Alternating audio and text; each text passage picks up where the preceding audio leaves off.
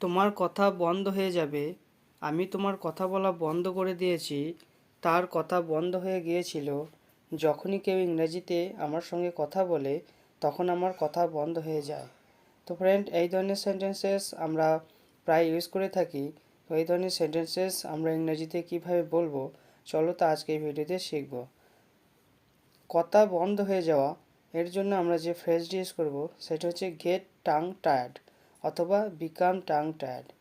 এই গেট আর বিকাম এগুলো হচ্ছে ভার্ব, সেই জন্য টেন্স অনুযায়ী কিন্তু এগুলো চেঞ্জ হবে। আমরা গেট টাং টায়ার্ড কখন ইউজ করব?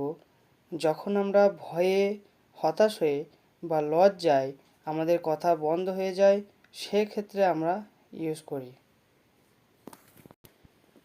তোমার কথা বন্ধ হয়ে যাবে। You will get tongue Tide.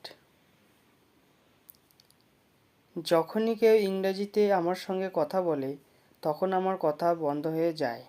Whenever someone speaks in English with me, I get tongue tied. তার কথা বন্ধ হয়ে গিয়েছিল। He got tongue tied.